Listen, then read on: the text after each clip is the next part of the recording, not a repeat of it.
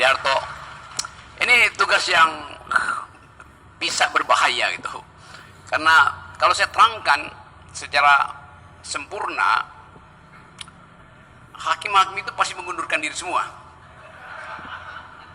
Ada konsekuensi untuk menerangkan sesuatu yang final, radikal, dengan keadaan kita hari ini. Saya beri contoh sebelum saya masuk ke filosofi itu. Tadi kita potong tumpeng di sini. Ada semacam kebiasaan untuk memotong puncak dari tumpeng diserahkan pada orang yang paling terhormat. Itu udah salah.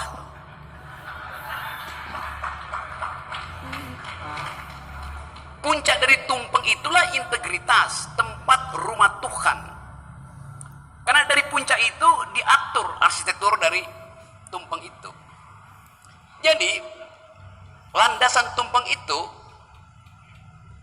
turun dari garis puncak tumpeng itu sendiri. Nah karena itu memotong tumpeng itu nggak boleh yang atas duluan, integritasnya hilang. Mesti dari bawah perlahan-lahan. Itu filosofi Jawa dalam cara memotong tumpeng ini. Dan saya terangin Jawa dulu baru saya pergi ke Yunani ya. Jadi memang kita anggap itu sebagai ya itu penghormatan. Tapi justru kita mesti cari orang yang paling bajingan untuk kita kasih potongan tumpeng itu tuh. Bukan pada orang yang sudah terhormat. Itu nilainya. Itu terkait dengan, saya sekarang pergi pada Yunani, kata yang kita bicarakan tadi, yaitu keutamaan, keunggulan. Dalam bahasa Latin, dalam bahasa Greek, Yunani artinya Greek, namanya arete. Arete artinya keutamaan, keunggulan itu. Dari kata arete itu datang kata aristokrat, artinya kemuliaan, orang yang mulia, terhormat. Dari kata arete itu datang kata adaromai, artinya berdoa. Jadi kata keunggulan itu tidak dimaksudkan untuk menilai orang, tetapi untuk memungkinkan dia bertanggung jawab terhadap dirinya sendiri. Itu poinnya tadi itu. Jadi kalau Anda maling, lakukan kemalingan itu dengan bertanggung jawab. Kalau Anda koruptor, korupsi saja. Karena itu keunggulan Anda. Yes, saya serius terangin itu. Yang tidak mulia, kalau seorang koruptor minta hukumannya diringankan, itu tidak mulia. Kalau seorang maling itu minta hukumannya nyogok jaksa, itu tidak mulia. Di dalam pikiran orang Yunani, tidak semua orang adalah orang baik. Yang berbahaya kalau orang baik berbohong.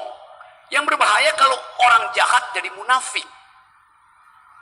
Jadi saya mau anjurkan, biarkan aja seseorang yang jadi koruptor, oke, Anda koruptor, Anda tanggung jawab dengan perbuatan Anda adalah arete, Anda mulia itu. Tapi kalau koruptor minta partainya membela dia, itu artinya koruptor yang buruk. Koruptor yang dungu namanya itu. Saya serius ya, karena diminta oleh moderator terangkan itu secara sempurna itu. Jadi kalau kita pergi kembali pada prinsip-prinsip etik itu tidak mengatur mana yang baik, mana yang buruk. Etik itu diajukan pada kita untuk memberi keterangan kenapa Anda jadi baik, kenapa Anda jadi buruk. Jadi argumen itu yang lebih penting tuh. Kalau baik dan buruk dengan mudah kita tahu mana yang baik, mana yang buruk. Tetapi moral call itulah yang menguji Anda tuh. Saya menjadi orang jahat, saya pertanggungjawabkan kejahatan saya. Itu namanya kejujuran. Saya mau berbuat baik, saya pertanggungjawabkan kebaikan saya. Itu namanya kejujuran, itu namanya integritas, itu namanya integrer, artinya tegak. Koruptor yang minta pengurangan hukuman dengan segala macam dalih bahwa dia masih punya anak istri, dia masih punya anak kecil, itu koruptor yang tidak berintegritas. Ya, that's the logic itu. Jadi tadi yang diterangkan kita bahas, kita bedain juga antara etika, etik dan kode etik. Kode etik bisa dibikin banyak, 20, 30, 100, dan kita nggak bisa hafal itu. Tapi etik itu cuma satu, Anda bertanggung jawab aja. Yang diterangkan Pak Bagirmanan tadi, bertanggung jawab terhadap kejahatan yang Anda buat, bertanggung jawab terhadap kebaikan yang Anda buat. Itu selesai masalahnya. Saya balik pada himbauan tadi. Raih kembali kepercayaan publik. Kenapa hakim mesti melakukan kontemplasi dan minta agar supaya publik percaya lagi pada dia? Apa masalahnya? Kan ada nilai setitik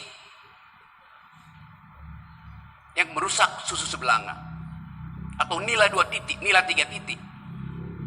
Mungkin ada nilai setitik di Mahkamah Agung, tapi ada 10 titik nilai itu di samping ini, di istana. Ada nilai setitik, tapi itu kemudian jadi causa celebre, kasus yang digede-gedein. Karena memang Mahkamah Agung nggak boleh satupun nilai yang merusak susu sebelanga. Departemen Keuangan boleh, silahkan, karena memang di situ potensial terjadi fraud. Walaupun Sri Mulyani terus-menerus mengatakan kami berintegritas, karena dia kumpulin semua masyarakat sipil berintegritas, setiap hari dia rapat dengan mereka. Integritas tidak ditegakkan dengan rapat atau dengan headline itu. Saya balik pada problem dasar hakim-hakim kita. Hakim kita tuntut berintegritas. Di dalam psikologi Abraham Maslow, integritas itu adanya di tingkat paling tinggi, itu self-esteem, self-actualization. Kalau kita baca tentang hierarki kebutuhan, manusia pertama-tama memerlukan basic needs, sandang, papan, pangan. Setelah itu dia butuh security, rasa aman. Setelah itu dia butuh self-esteem, rasa dihargai, minta dihargai. Jadi kalau hakim-hakim di daerah basic needs-nya nggak ada, self-esteem-nya nggak akan muncul. Itu kondisinya tuh. Hakim di daerah gajinya berapa? 7-10 juta. Sampai 27 turunan dia nggak bakal mampu beli velg Rubicon. That's point.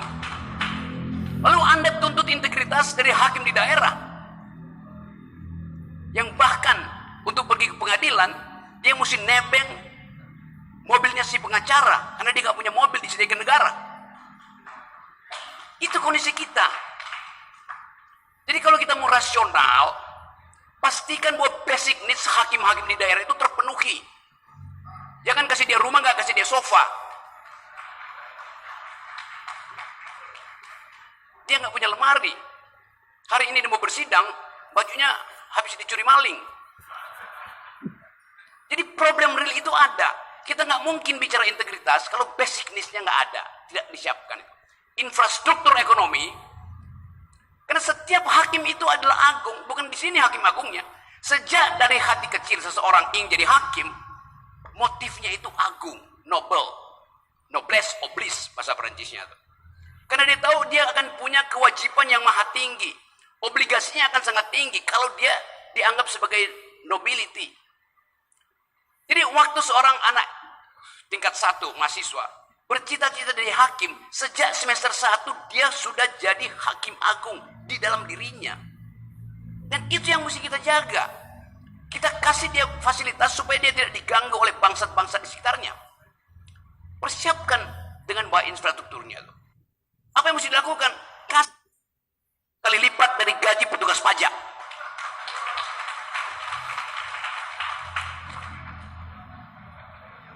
Saya serius ucapin itu. 30 kali lipat. Karena hakim memproduksi keadilan, petugas pajak merampok keadilan. Silakan quote. Saya mau balik ke situ prinsip kita tuh. Sekarang kita lihat kenapa hakim tergoda dengan keadaan yang kita sebut hedonisme tadi itu. Kan dia merasa rendah diri di kalangan aristokrat daerah tuh. Kalau ada pertemuan semacam ini, hakimnya duduk di belakang, yang di depan anggota DPR, bupati, polisi segala macam, yang maling semua di situ. Coba, keagungannya di mana hakim itu? Mulailah bikin semacam SOP, hakim harus duduk di depan, karena kemuliaan ada pada dia tuh. Kan kita lihat kan, hakim nggak pernah diminta untuk kasih kata pengantar untuk perkawinan lah, pembukaan bagi-bagi BLT segala macam tuh. Tapi hakimnya datang, minder dia di belakang. Padahal di dunia, dari Dari abad ke-100 sebelum Masehi, hakim itu ada Nobel. Orang utama, aristokrat itu. Nah, kita mau ubah prinsip-prinsip itu. Supaya kita lega mengatakan bahwa ini negara hukum. Negara hukum artinya hakim dimuliakan dari sejak dia berpikir untuk jadi hakim.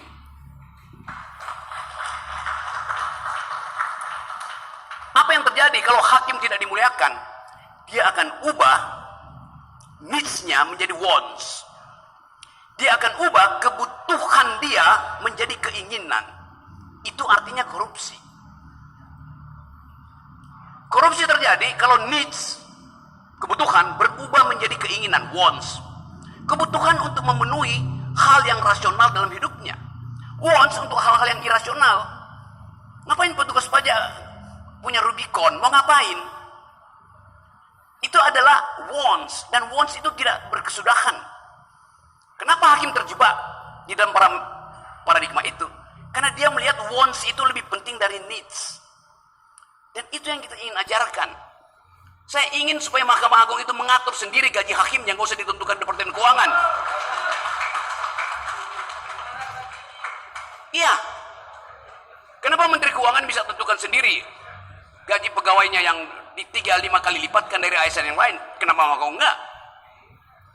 Jadi sekali lagi teman-teman, saya ingin agar supaya pertemuan hari ini, hari ulang tahun IKAHI, kita ulangi janji kita bahwa kita dari awal sudah adil. KPK aja yang nggak ngerti keadilan. Nih ada pengawasnya. Anda lihat di atas gedung KPK apa tulisannya itu? Jujur itu hebat. Lo itu menghina hakim. Kenapa disebut hebat? Memang jujur itu dasar saya mau jadi hakim. Nggak usah disebut hebat. Saking kehilangan narasi, kita mesti bikin dalil-dalil ajaib semacam itu.